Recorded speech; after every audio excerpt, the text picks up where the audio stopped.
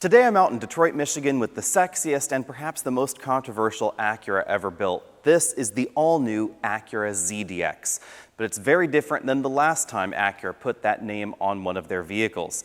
This is their long-range electric vehicle. You can get up to 325 miles of range or up to 500 horsepower when this goes on sale in early 2024. It's going to start in the $60,000 range, and it's going to be the first Acura to give you hands-free driving out on the highway. Let's take a look.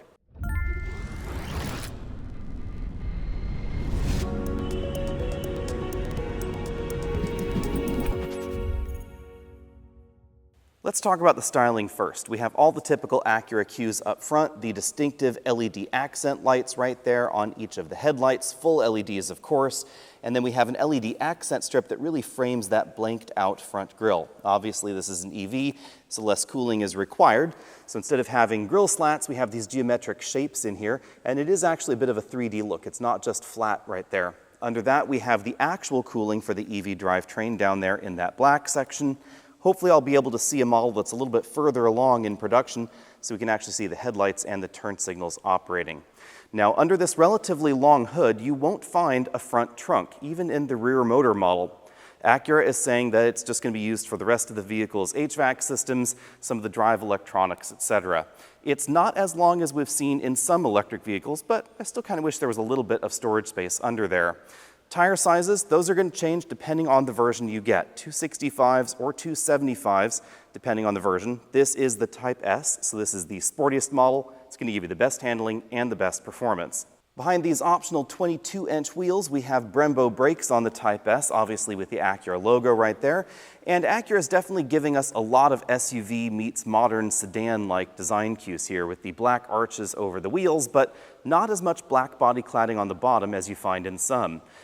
The ZDX really has a presence that I hadn't quite expected because this is almost as long as the Acura MDX. And this is not like the previous generation ZDX where it was a coupe crossover. It really has more of a boxy profile in the back, although they definitely have gone in an interesting direction with this really stylistic swoop right here in this glass section right there behind the second row seats. Let me know what you think about that. That definitely gives me perhaps some Nissan vibes as far as its overall design, but I think it's a pretty cohesive and attractive look.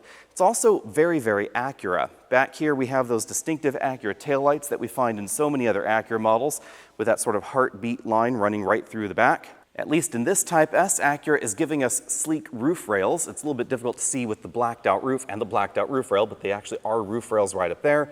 Small spoiler right there on the hatch and an actual rear wiper. You'll notice that the rear hatch definitely has a distinctive step as it goes down right like that.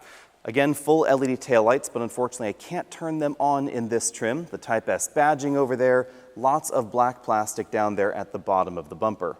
Let's talk about the elephant in the room before we get any further. The ZDX and the Honda Prologue are the result of a General Motors Honda joint venture. This is going to be built in a GM factory. Of course, Honda and Acura were responsible for designing the Prologue and designing the ZDX and making this feel and drive like an Acura. So I haven't driven it yet, but clearly it's going to drive like an Acura, not like a Cadillac, even though it is somewhat related to the Cadillac Lyriq. And again, it's going to be built in a GM factory. There are some pros and cons here. If you really wanted Honda to build an all-Honda electric vehicle, you're going to have to wait a little bit longer. This helped them get a vehicle to market a little bit faster, but also it helped them get the federal tax credit. Since this is going to be built in North America, it should qualify for the federal tax credit just like we find in the rest of GM's Ultium vehicles. And if Honda were to bring one of their electric vehicles from Japan to the US, you wouldn't get the tax credit advantages at this point in time. The drivetrain obviously is somewhat similar to what we find in GM's EV SUV lineup. We have a single rear motor, 340 horsepower in the back. That will give you 325 miles of range thanks to a battery pack that's just over 100 kilowatt hours in capacity. There's also going to be a dual motor model that will drop your range down to around 300 miles, but I don't have official horsepower figures for that model just yet. If you want the Type S, this is going to have the most power, but the shortest range. 500 horsepower from a dual motor setup. We don't know how much is in the front and how much is in the back, but I expect it to be a solid rear power biased system. It's going to drop your range even further down to 288 miles because the tires get wider, and you can also get optional summer tires in the Type S if you want to. Now pricing, that is seemingly pretty aggressive. We don't have official details, but they have said that the base model is going to start in the 60s And the Type S is going to start in the $70,000 range. So pricing is not going to be too far off entries like the Cadillac Lyriq. The upcoming Polestar 3 is logically going to be in this price range or a little bit more expensive depending on the version that you get. The Volvo EX90 is going to be a bit more expensive than the Type S. It's going to start around $80,000 or so. But the pricing in this lineup is a little bit more aggressive perhaps than some of the recent Model Y changes from Tesla. The difference is, of course, that this is a bigger vehicle than the Model Y, not quite as big as the Model X, but we'll have to take a look at the inside for that. As we look around the interior, keep in mind this is an early pre-production model, so some of the interior plastics and trim pieces could change by the time this goes into final production. We have lots of soft touch materials around the doors here, soft touch armrests, memory seat controls right there for the driver's seat. These are the window switches and door switches. Those definitely remind me of what we find in the Cadillac Lyriq. Over here we find what looks like a brushed metal trim piece. This is actually plastic though. That could be good or bad. Some people really want the real materials, but this is probably going to be more durable. Metal on door panels often gets dinged up by shoulder belts, things like that. Moving over to the dashboard, we definitely find a mixture of things going on in here. The steering wheel definitely says Acura, but the turn signal stalk and the shifter stalk definitely say General Motors. But let's unpack that a bit more, because there is certainly an advantage here to this platform sharing for you as the customer, and that is up here at the top of the steering wheel where we find the latest Acura hands-free driving system. This is essentially Cadillac Super Cruise Acura-ified, and that is fantastic because that means that Acura is going to be one of the very few companies out there to deliver a world-class hands-off-the-free highway driving system. It's going to operate basically just like Super Cruise. You can see we have the little IR transmitters there. We have the facial monitoring system right there. Big LCD instrument cluster behind. Now, unfortunately, these LCD screens are not final production spec, so we actually don't have them on. They're just little stickers on them to show us what the software will look like. There's the turn signal stalk. It's also the windshield wiper stalk. We have a paddle on the back of the steering wheel. That's one of the regen paddles just like we find in GM vehicles.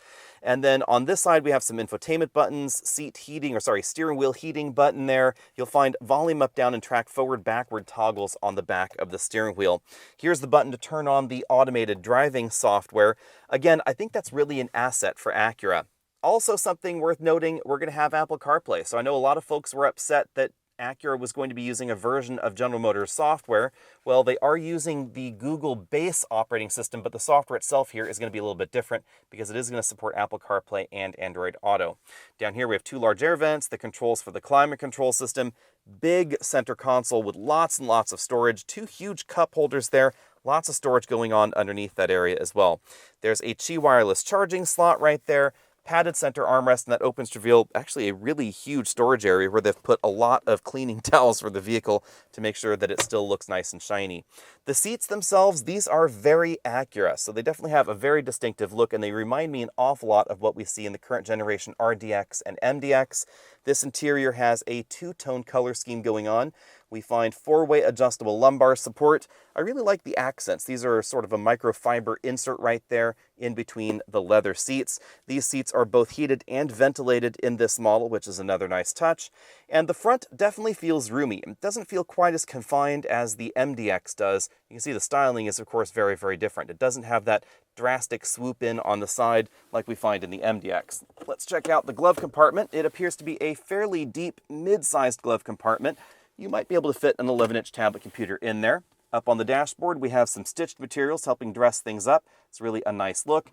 The dashboard is a little bit on the bulky side over here on the driver's side because we have a full color heads-up display right up there, and so that's why we have this bigger binnacle on the driver's side.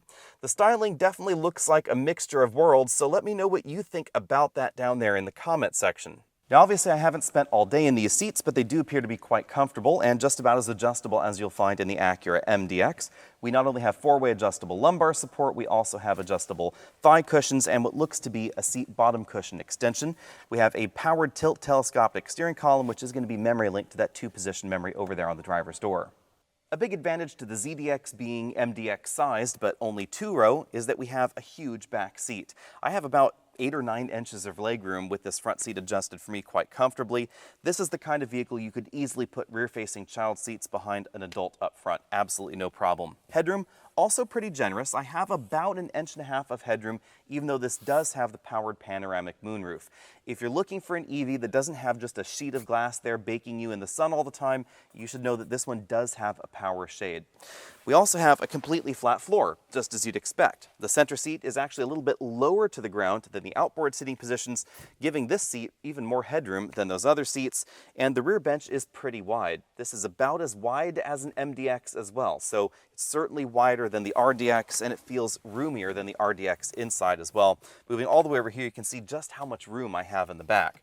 We also have some well-integrated sunshades to help dress things up in the back. Latch anchors for the outboard seating positions. The seats, of course, recline. They go all the way flat, but they also have a 2-stage recline mechanism to them so that we can make them a little bit more upright, square off that cargo area, and the shoulder belt comes out of the seat back itself. Going in for a closer look, you can see the size of this glass moonroof there with that shade on it. It goes to just over the rear passenger's midsection, not quite their head area. We have speaker grills up there because this is going to have a new Bang & Olufsen sound system. I was actually surprised this is not going to have an ELS audio system like we find in other Acuras in the US right now. There's a better look at those window shades right there. Lots of soft touch materials going on back here on the rear doors as well.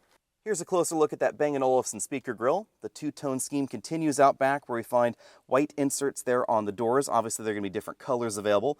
We also find the ultra suede inserts right there on the rear seats, those accents, the latch anchors down there at the bottom. Here's a closer look at the floor. You can see it is a completely flat floor back here. We have controls for the third zone of the climate control system, air vents right there in the middle, and power outlets down here below. We have a 120-volt inverter outlet and 2 USB-C outlets.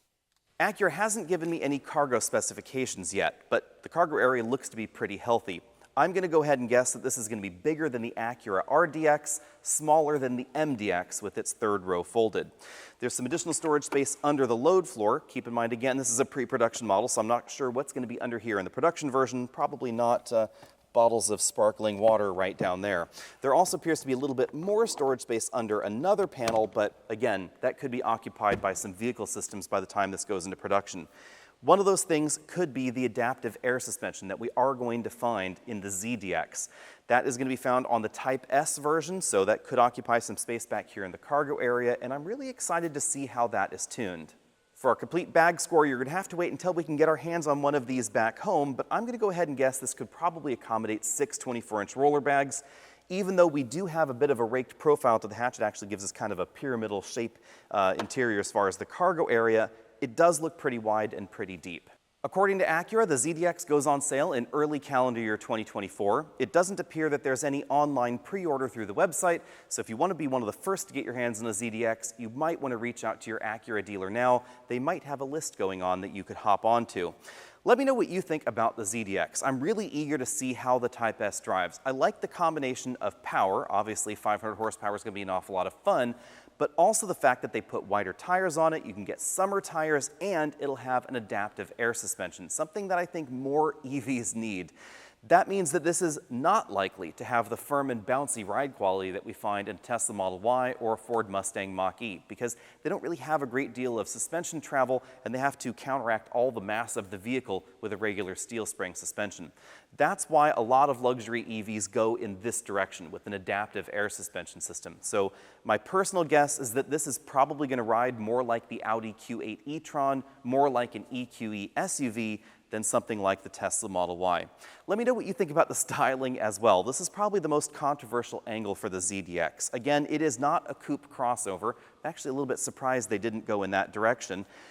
But we do have sort of a, I don't know, almost hearse-like look with this little trim panel and this little window that rolls back there. I'm getting a little bit of Nissan and just a little bit of hearse in that design, and I can't unsee it now that I've seen it. Let me know what you think about that down there. On the other hand, especially from this angle, I think the ZDX is the most handsome Acura currently in production now that the NSX has sailed off into the sunset. I really like the way that Acura didn't completely reinvent the front-end design. They could have, because EVs don't have the same cooling requirements, they don't have the same sizing requirements as a gasoline vehicle, so they could have given this a really stubby hood. They could have given it an entirely new interpretation of the Acura design language up front. Instead, they modified it tastefully to make it look modern, make it look like one of the family, but also look like an electric car. And I really, really love that front end design. Let me know what you think about all that down there in the comment section below, and stay tuned because hopefully I will be driving one of these before the end of the year, or at least before it goes on sale in early 2024. Now's the time to start saving your pennies though, because that price tag can get a little bit high in the Type S version. This is going to be a really interesting competitor to something like the Genesis GV70 electrified. This is a bit bigger on the inside and outside than that GV70, and it's going to give you longer range. The ultimate question will be, are people going to be okay with the slower charge times? Because charging speeds on the ZDX are not going to be 350 kilowatts like you find in some Ultium vehicles, not going to be 200 and something kilowatts that you find in the eGMP platform vehicles from Hyundai, Kia, and Genesis. This is going to be just under 200 kilowatts as far as its peak fast charge rate. So according to Acura, you should gain about 81 miles of range in 10 minutes when you're at the optimum charging conditions, but we'll have to wait and see exactly how that works out in the real world. See all of you next week.